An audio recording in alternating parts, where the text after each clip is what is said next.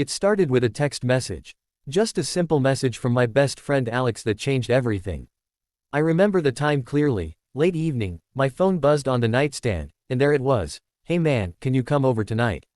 My dad wants to meet you. At first, I laughed. I thought he was joking. We'd been friends for years, since high school, and never once had he mentioned his dad wanting to meet me.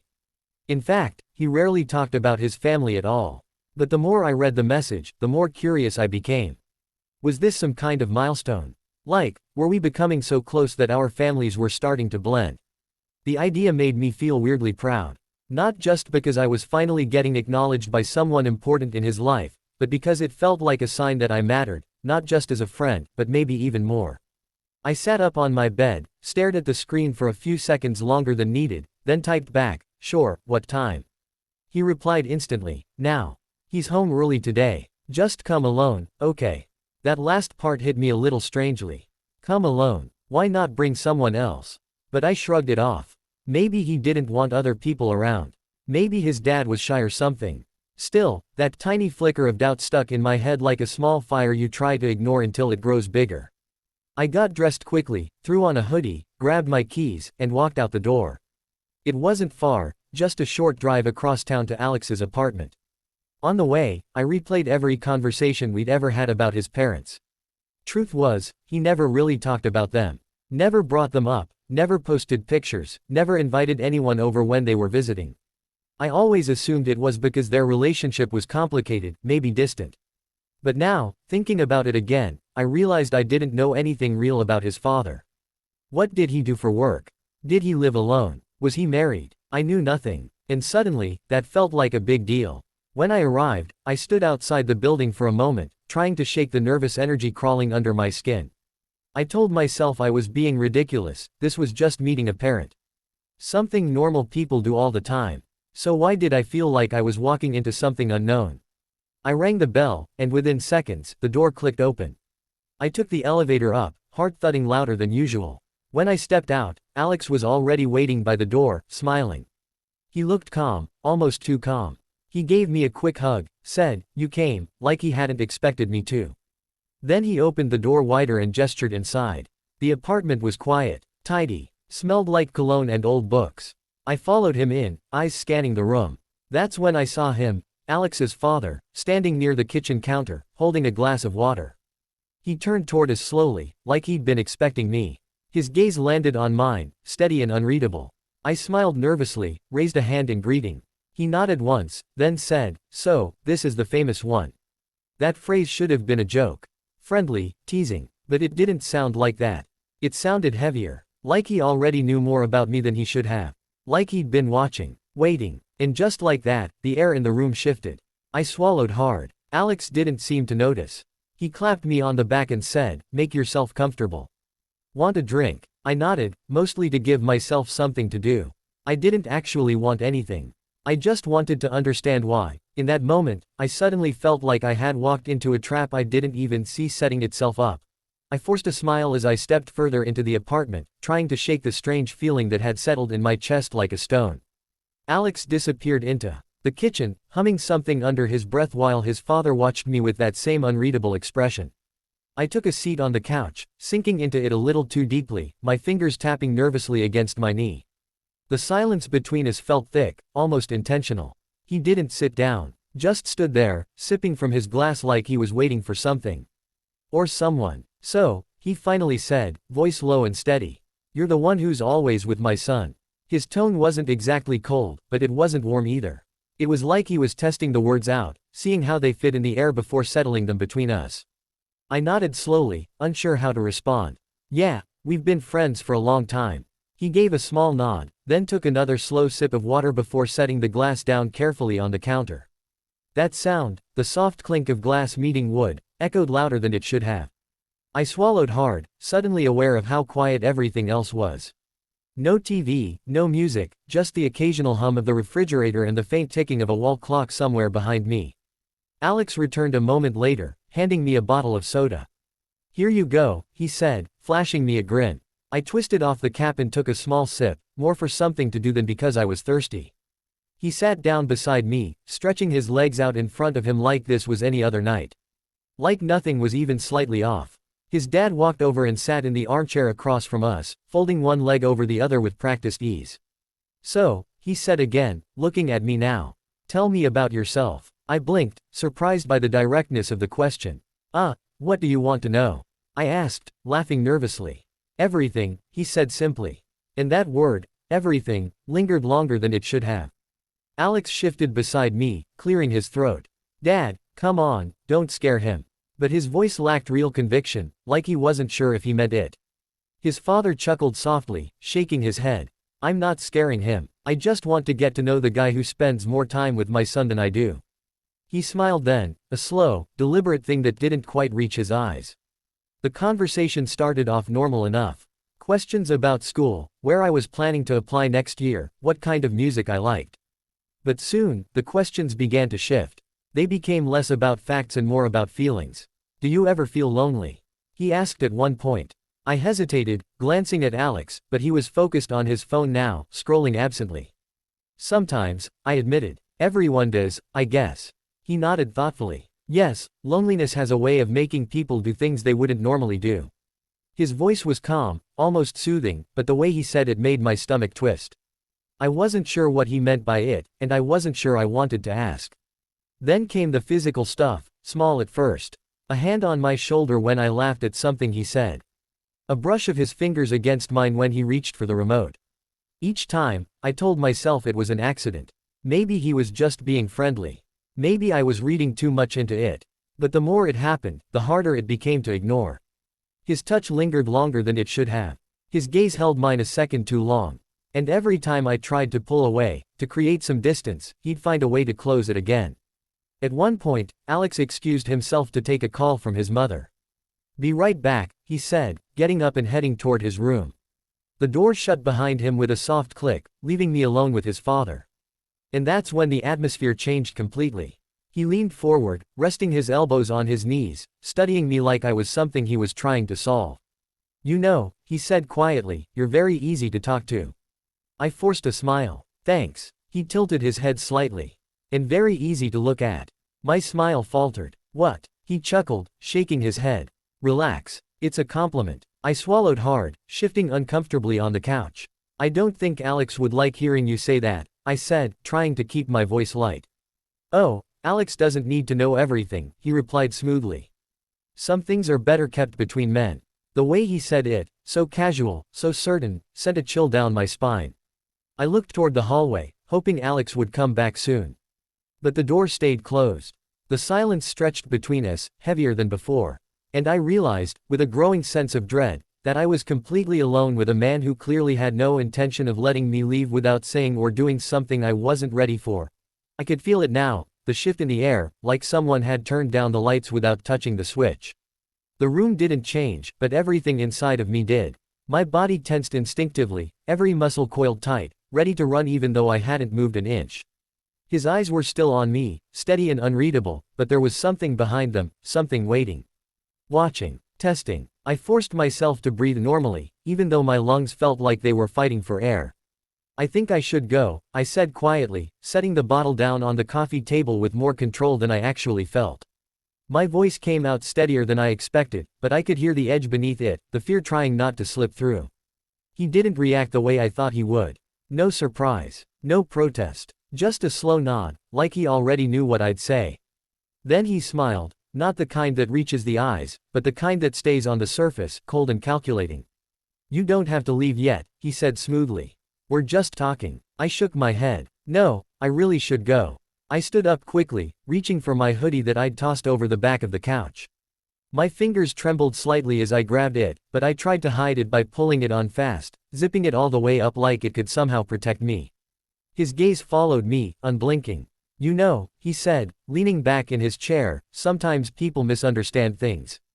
They assume the worst before they even give someone a chance to explain." I froze mid-motion, turning toward him slowly. "Explain what?" My voice was quieter now, almost cautious. He tilted his head slightly, studying me. "That I'm not some monster," he said, almost gently. "That I see you. That I understand you better than most people ever will." My stomach twisted. I took a step back, toward the door. "I don't think we should be having this conversation." "Why not?" He asked, standing now too, moving closer like he wanted to close the distance between us. Because it makes you uncomfortable. Because you're afraid of what you might feel. I'm not afraid of anything, I snapped, louder than I meant to. But the lie tasted bitter in my mouth. Because I was afraid, terrified, even, not just of what he might do, but of how easily he seemed to get under my skin, how his words slithered into my thoughts like they belonged there. He stopped just a few feet away, close enough that I could see the details in his face, the lines around his eyes, the faint stubble along his jawline, the way his lips curved slightly at the corners like he knew something I didn't. You don't have to pretend with me, he said softly. I've been where you are. I know what it's like to feel different. To feel like you don't fit anywhere. I swallowed hard, shaking my head again. This isn't about fitting in. It's about boundaries. And you're crossing them. He chuckled, low and knowing. Boundaries are just rules people make up to keep themselves safe. But sometimes, breaking those rules is the only way to truly connect. I took another step back, my hand brushing against the door handle. I'm leaving, I said firmly. And I don't think we should talk again. He didn't stop me, not physically. But his next words hit harder than any grab or shove ever could. You'll come back, he said, so sure of himself it made my stomach churn. Not tonight, maybe not tomorrow, but eventually, you'll realize that what we have, what we could have, is real. And when that moment comes, I'll be here. I flinched like he'd slapped me. That's not going to happen, I shot back, gripping the handle tightly now, ready to yank the door open. He shrugged one shoulder, completely unfazed. Maybe not. But if it does, don't fight it. I didn't answer. I just opened the door and stepped outside, letting it slam shut behind me. The hallway felt colder than it should have, the fluorescent lights buzzing overhead like they were mocking me. I didn't look back, didn't pause, just walked straight to the elevator, pressed the button, and waited, heart pounding so hard I could feel it in my throat. When the doors finally opened, I stepped inside and leaned against the wall, exhaling sharply. My hands were shaking again. My breaths came in short, uneven bursts. I closed my eyes for a second, trying to steady myself. What the hell just happened? The elevator dinged, signaling the ground floor. I stepped out into the lobby, walking faster now, needing to put as much distance between me and that apartment as possible. Once outside, I pulled my phone out of my pocket and checked it. No messages. No missed calls. Alex hadn't even noticed I was gone. I started walking toward the street, my mind racing, replaying every word, every glance, every touch. Was I imagining things? Was I overreacting? Or had I just narrowly escaped something that could have gone very wrong? I reached the corner and stopped, looking both ways before stepping off the curb. That's when I heard it, the sound of footsteps behind me. Light, deliberate. I turned around quickly. The building door was still closed. But I knew, deep in my gut, that I wasn't alone anymore.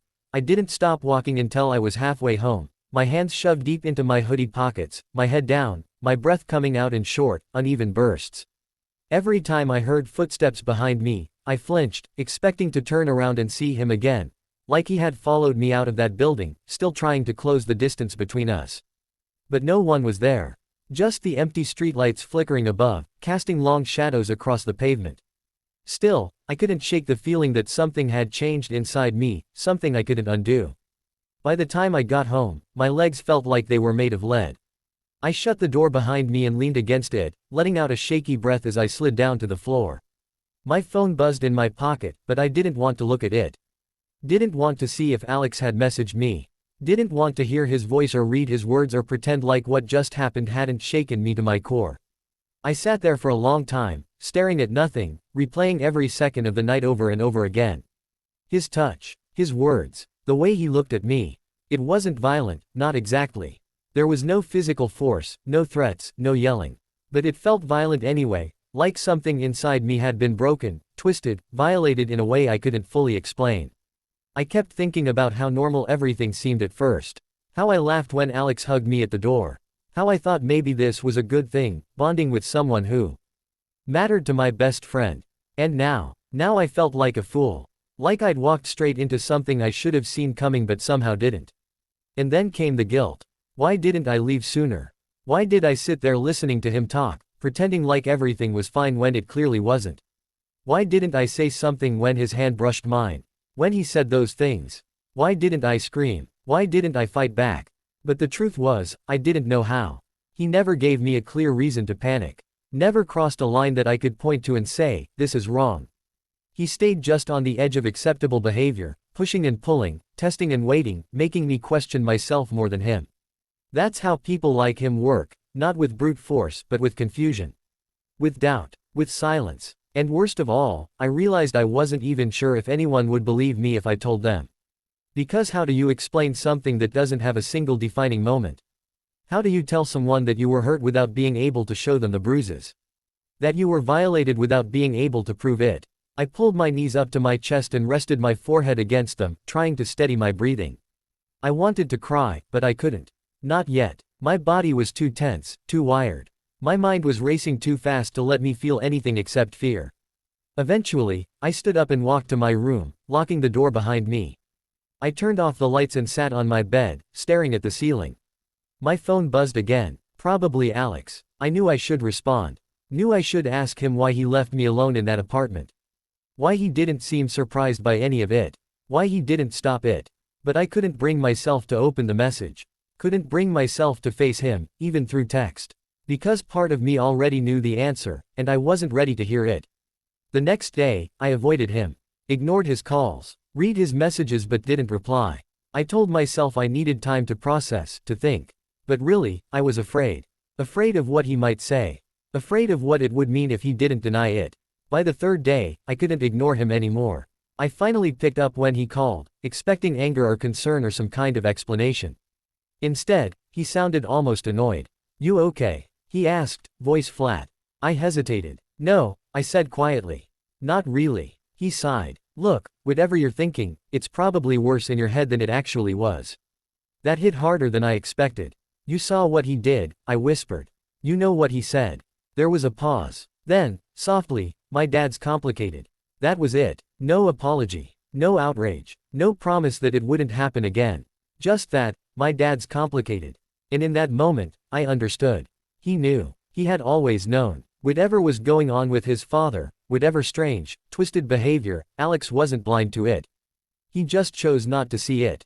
Or worse, he chose to protect it. I didn't say anything else. Just hung up the phone and stared at the screen as it went dark. And that's when the loneliness really set in. Not just because I lost my best friend. Not just because I was betrayed by someone I trusted. But because I suddenly felt completely alone in what I had experienced. Like I was the only one who saw the danger. The only one who felt the violation. And worse, like I was the only one who cared. I stopped going out. Stopped answering messages from mutual friends. Stopped showing up to group hangouts. People noticed, but no one asked too many questions. Maybe they assumed I was busy. Maybe they thought I was just having a rough week. But the truth was, I was falling apart. I started skipping class. Forgot deadlines. Missed exams. I barely ate. Barely slept. I kept replaying the night over and over again, searching for signs I missed, for moments where I could have done something different. Wondering if I had brought it on myself somehow. If I had led him on. If I had misread the situation. And the more I questioned myself, the more I hated myself. I began to feel like I was carrying something dirty. Something shameful. Like I had allowed something to happen that shouldn't have, even if I hadn't wanted it.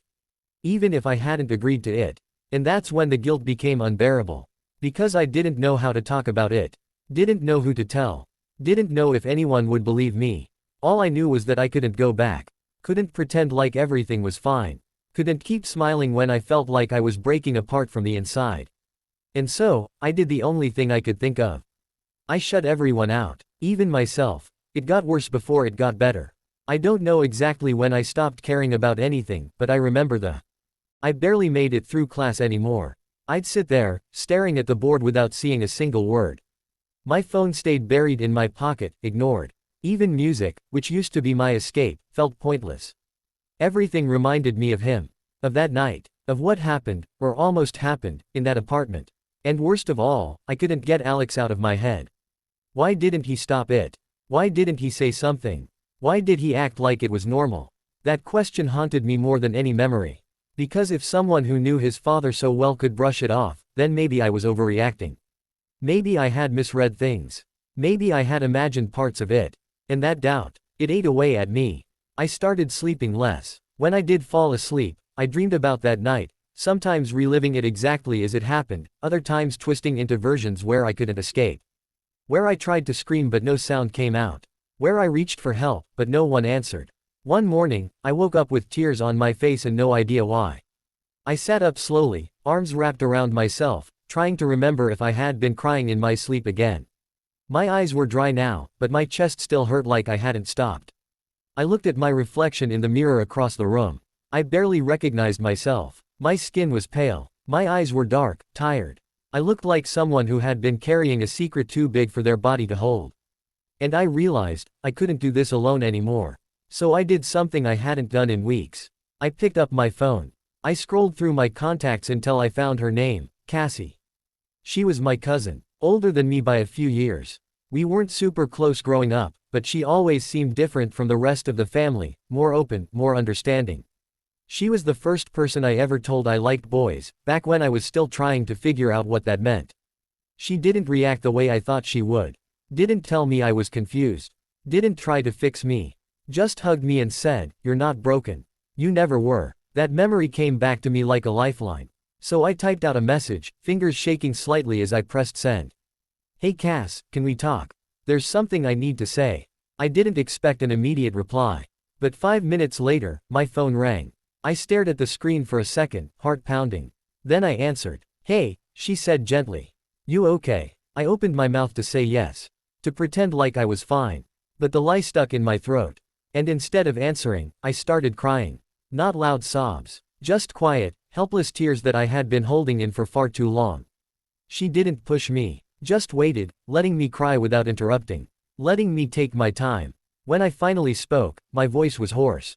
"Something happened," I whispered. "Something bad." She stayed silent for a moment, then said softly, "Okay. I'm here. Tell me whenever you're ready." And so I did. I told her everything. About going to Alex's apartment. About his dad. About the way he looked at me. Touched me. Spoke to me. About the way he made me feel like I was the one who was wrong. Like I was the one who had done something wrong. I told her how confused I was. How I didn't know if anyone would believe me. How I didn't even know if I believed myself sometimes. And when I finished, I braced myself for judgment. But she didn't say what I expected. Instead, she said, "You didn't do anything wrong." Her voice was firm, certain. "You didn't ask for that.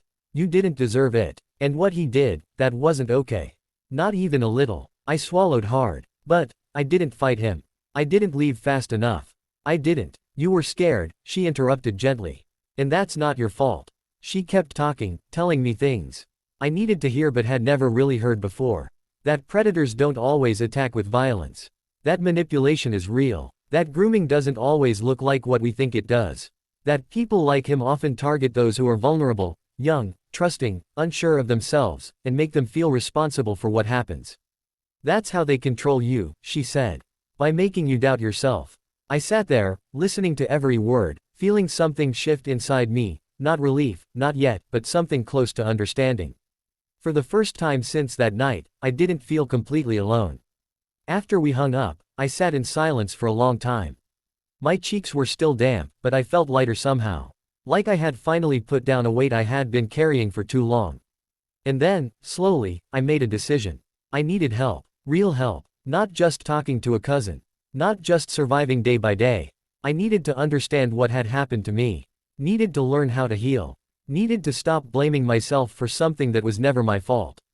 So I did something I never thought I'd do. I looked up therapists online. Found one who specialized in trauma and LGBTQ+ issues. Sent an email. And when I hit send, I felt something I hadn't felt in weeks. Hope. Not a lot. Just a little. But it was enough. It started with a message. A simple text from Alex that lit a fire inside me I hadn't felt in weeks. It had been almost a month since everything fell apart, since I stopped answering his calls, since I pulled away from the one person I used to trust more than anyone else in the world. And now, out of nowhere, there he was again. "Hey man, can we talk?" I stared at the screen for a long time, my thumb hovering over the delete button. Part of me wanted to erase it without even responding. Pretend like it never came through. Pretend like he never existed. But another part of me, the part that had been burning quietly beneath the surface ever since that night, knew I couldn't run from this forever. So I replied, "Yeah, we need to." We met at a small cafe near campus, the kind of place where people come to study or hide from the world. I picked a corner seat, facing the door so I could see him walk in. When he finally showed up, he He looked the same as always, jeans, hoodie, messy hair, that easy smile on his face like nothing had changed. Like I hadn't lost myself because of him. He slid into the seat across from me, setting down a coffee he probably didn't need. "Hey," he said softly, like he was trying not to scare me. Like I was some fragile thing that might break if he spoke too loud. I didn't say anything back. Just watched him, waiting. He shifted uncomfortably under my silence. "You look tired," he offered after a moment. I let out a short, bitter laugh.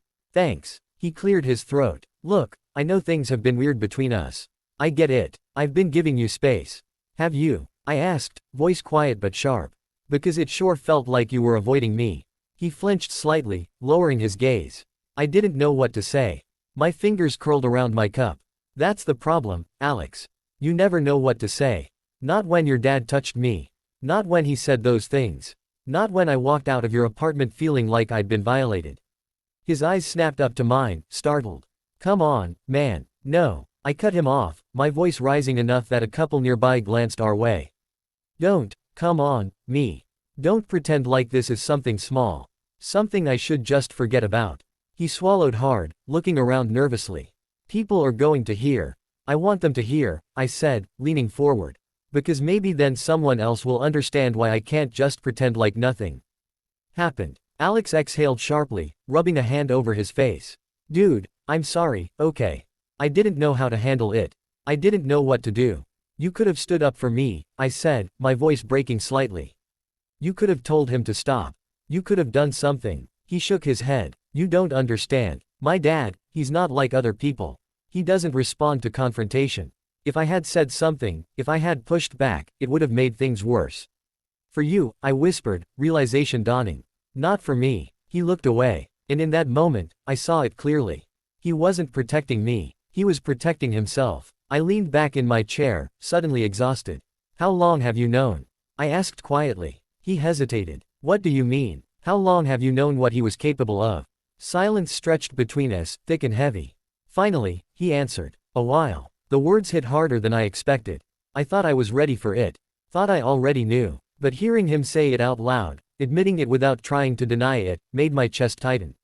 "A while," I repeated, voice low. "So you knew before I ever stepped foot in that apartment?" He nodded slowly. "Not everything. Not exactly. But I knew he had tendencies. That he got too close to people sometimes. That he liked to push boundaries. And you still invited me over." I asked, stunned. "Knowing what he was like, you still brought me into that house alone." "I didn't think he'd go that far," Alex said quickly, almost desperately. "I swear, I didn't. I thought he just wanted to meet you. I thought he was being genuine." I let out a humorless laugh. "You really expect me to believe that?" He ran a hand through his hair, frustrated. "I don't know what you want me to say. I messed up. I know that. But I didn't plan for any of this to happen." I stared at him, searching for some trace of guilt, of real remorse.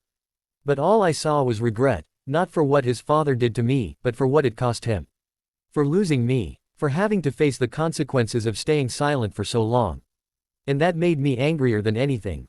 "You chose him," I said quietly. "Over me." Alex opened his mouth to argue, but I cut him off before he could speak. "You had one job," I continued, voice shaking. "One job, and it was to be my friend. To have my back. And instead, you let me walk straight into something you knew was dangerous.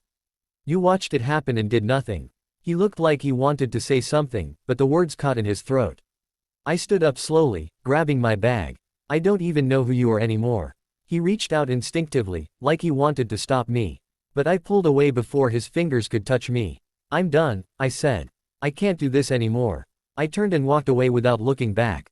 Every step felt heavier than the last, like I was carrying the weight of every lie he told himself to survive. Every excuse he made to keep pretending like his family was normal. Every moment he ignored what was happening right in front of him. And worst of all, I realized I didn't just lose a friend that day. I lost the version of him I used to believe in. The one who would have protected me. The one who would have fought for me. That version of Alex. He never existed. It didn't feel like freedom at first. Walking away from Alex, cutting him out completely, felt more like losing a part of myself than gaining anything. I had spent so many years believing he was one of the few people who truly understood me. That he saw me for who I really was, not just the version I showed to the world. And now I knew that wasn't true. He saw me, sure, but he still chose silence over support. Chose comfort over truth. And that hurt more than I ever thought it could. At first, I threw myself into therapy. I showed up every week, sometimes with tears already in my eyes before I even sat down. At first, I talked in circles, avoiding the real pain, skimming the surface of what had happened. But slowly, bit by bit, I started to dig deeper. Started to say things I never thought I'd be able to say out loud. I told my therapist about the fear. About how confused I felt after it happened. How I kept replaying every word, every touch, trying to decide if I had misread everything. Trying to convince myself that maybe it wasn't as bad as I thought. She listened, never rushed me, never judged me, and then, one day, she said something that changed everything. You keep asking yourself why you didn't fight back, she said gently. But have you ever stopped to ask why you should have had to? That hit me harder than I expected. Because I hadn't thought about it like that. I had spent so much time blaming myself for not reacting the way I thought I should have, for not standing up, for not yelling, for not running out of that apartment the second I felt uncomfortable. But the truth was, I shouldn't have had to defend myself in the first place. I shouldn't have been put in that position at all. What happened wasn't my fault. Not because of what I did or didn't do. But because someone else chose to cross a line they never should have come near. And once I let that sink in, something inside me shifted. It wasn't instant healing. It wasn't some magical moment where all the pain disappeared. But it was the start of something new, a way forward that didn't involve hiding from what had happened or pretending like I deserved it. I started journaling again, not just about the night with Alex's father, but about everything. My fears, my dreams, the way I saw myself, the way I wanted to see myself. Writing became my way of sorting through the mess, of entangling the thoughts that had been stuck in my head for too long. I also found an online support group for LGBTQ+ youth who had experienced similar things, people who understood what it felt like to be targeted, manipulated, or misunderstood because of who they were. Talking to them, hearing their stories, realizing I wasn't alone, it helped in ways I can't fully explain. For the first time in months, I started to believe that I could rebuild my life without letting that night define me forever. I started dating again, slowly, cautiously. I made it clear from the beginning that I needed honesty, respect, and space to heal. Some people didn't understand. Some walked away when I wouldn't rush into anything physical. But others stayed. Others listened. And those were the ones who mattered. One guy, in particular, stood out, someone I met through a mutual friend at a small community event. His name was Jordan. He was quiet at first, thoughtful, the kind of person who asked questions not to fill silence, but because he genuinely wanted to understand. We talked for hours that night, about music, about books, about life beyond labels and expectations. He never pushed me for details about my past. Never tried to fix me or make assumptions about what I had been through. Just let me be there, present, without pressure. And that meant more than I could say. We started spending more time together, slow, steady dates that didn't feel forced. Sometimes we just sat in silence, listening to music or watching the sky change colors as the sun set. And in those moments, I realized something important. I could still feel safe. I could still trust. I could still love, not just other people, but myself. And that was the biggest victory of all. Of course, healing wasn't linear. There were still days when I woke up feeling like I was back in that apartment, trapped in that moment when I didn't know how to protect myself. There were nights when the memories crept in, whispering doubts I thought I had silenced. But now, I had tools. Now, I had people who reminded me that I was stronger than I believed. That I was allowed to take up space. That I was allowed to heal on my own terms. And most importantly, that what happened to me didn't erase who I was before it. I was still the same person who loved music, who wrote poetry in the margins of notebooks, who laughed too hard at stupid jokes, who dreamed of traveling the world and finding places where I could finally breathe without fear. I was still me. And slowly, day by day, I was learning how to be okay with that. I don't think I'll ever forget that night. Not because I want to relive it, but because remembering keeps me grounded. Reminds me of how far I've come. How much I've survived. And most importantly, how much I still have ahead of me. There are still moments when I feel like I'm not fully healed. Like there's a part of me that flinches at certain tones, certain gestures, certain silences. But I've learned that healing isn't about erasing the past. It's about learning how to carry it without letting it break you. And honestly, I'm proud of myself for making it this far. I used to think that what happened to me meant I was weak. That my silence meant I had somehow allowed it. That my fear meant I didn't deserve better. But now I know the truth. I was never weak. I was just human. And being human means we sometimes freeze when we should fight. Means we sometimes stay quiet when we should scream. Means we sometimes love people who hurt us, even when we know we shouldn't. But it also means we can rebuild. We can recover. We can find joy again, even after everything. If you're watching this and you've been through something similar, I want you to know that you're not alone. You are seen. You are believed. And you are worthy of love, safety, and peace, no matter what anyone has told you. If you're struggling with your identity or your past or both, please don't suffer in silence. Talk to someone. Reach out. There are people who care. Resources that can help. Communities waiting to embrace you exactly as you are. You don't have to go through this alone. If you found strength in my story, if any of this resonated with you, I'd love to hear from you. Drop a comment below, anonymously if you need to, and know that someone will read it. Someone will understand. Don't forget to like this video if it touched you in any way. And if you haven't already, subscribe so you don't miss future stories like this one. Real stories, told by real people, all navigating life the best way they can. Thank you for listening. Thank you for showing up. And thank you for giving my story a chance to be heard. Because no matter what you've been through, you are not broken, you are not alone, and you are allowed to heal. Forever and always, take care of yourself.